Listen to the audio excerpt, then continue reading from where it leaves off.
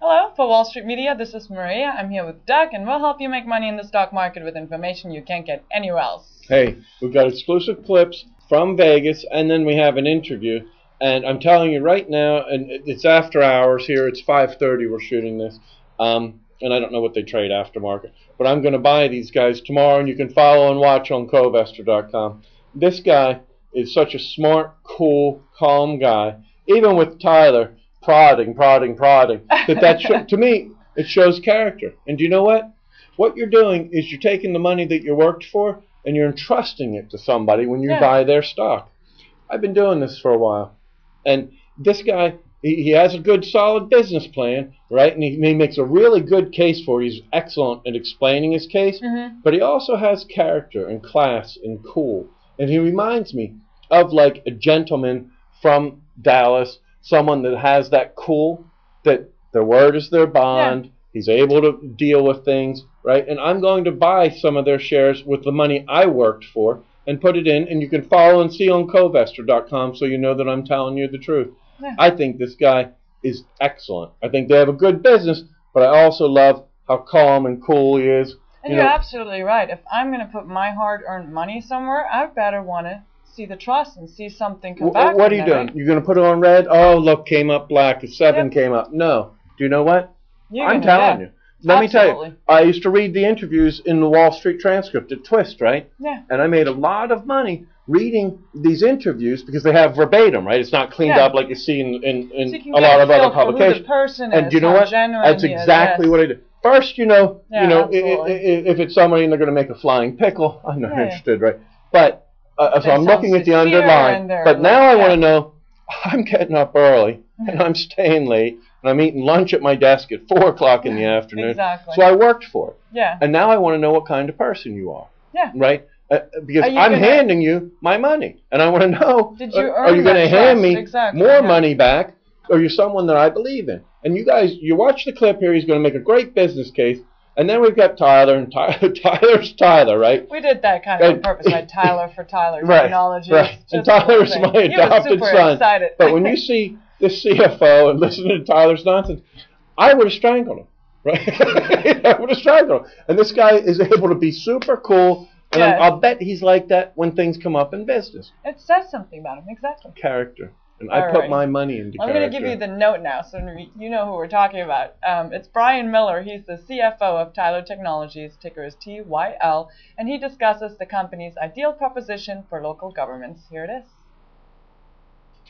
A little bit about the differences between the private sector, commercial sector, and the local government market. Local governments are typically risk averse. They're usually not looking for leading edge technology. References play a big part in their decision process. So looking at a product that's installed in a lot of other cities or counties around their area is important to them. Governments aren't buying software to have a competitive edge. The city's not looking to make more money than the town next door or have a competitive edge over another city or a county. They really buy these products only because they have to.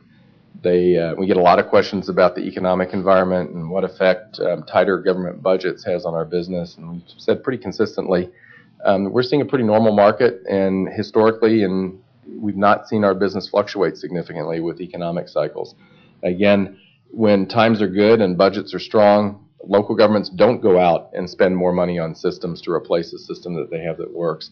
They're typically going out in the marketplace to buy a system because the system they have may be an in-house system that they have difficulty maintaining. Maybe a lot of governments have systems written for themselves, custom systems in the 70s and 80s. Maybe from one of these vendors that's not competitive, that hasn't invested in a new product, that may not be supporting the product anymore. So usually when they decide they need a new system, it's because they think that without buying a new system, they may have difficulty getting utility bills out next year or properly valuing properties next year. So they don't really view these as discretionary purchases once they have that need. So they typically, we see a pretty consistent market. We don't see explosive growth in strong economic times or a significant fall off in business in tougher economic times. Again, all the things that we automate are mission critical applications. They have to run the courts, they have to send tax bills, they have to send utility bills. They typically have limited in-house technical resources, so they have difficulty attracting and retaining highly skilled IT personnel. So they look for a vendor to provide systems that really work off the shelf for them, that provide a high level of customer support, and that really understand the business of local government. And they reward that with a high degree of customer loyalty. So if you look at we measure customer turnover by renewal of our annual maintenance and support agreements. And over a 20-plus year period, that averages between 98 and 99% annually. So it's very rare that we lose a customer, and the recurring revenue base continues to grow, and we continue to sell more products into the installed base. Hey, good stuff, right? Good business model. I like him. Seems confident, and he says the governments don't change.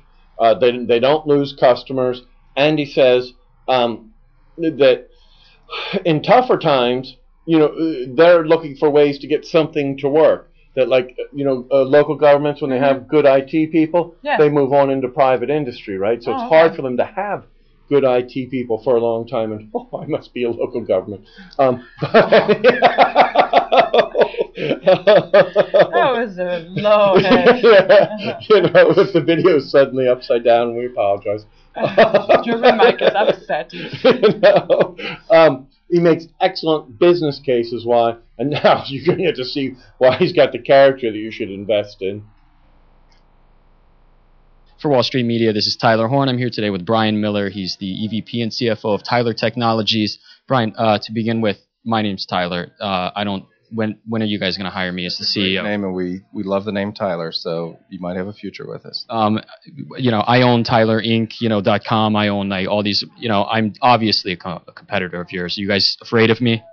I think we can probably deal with it. Oh, is that right? All right. Well, we'll see about that. So give us a little rundown of the company. What do you guys do? What spaces do you guys play in?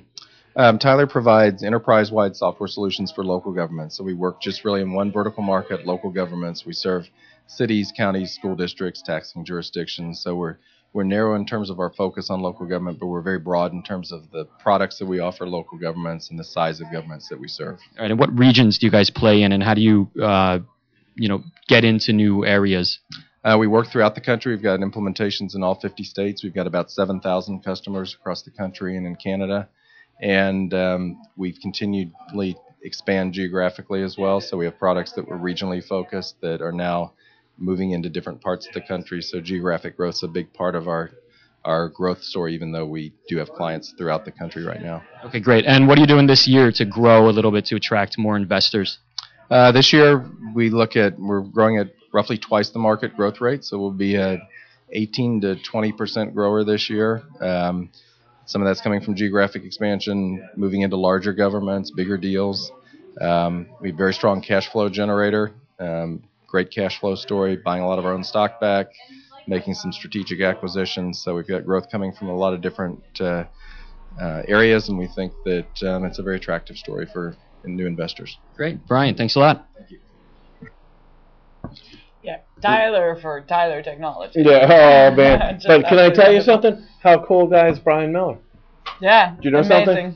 Get up early, you work hard for your money. That's who you want, is to be the steward of it, right? Exactly. It's someone, because if he can handle Tyler, right, messing around like that, then do you know what? Honestly, a deal doesn't come through, something else.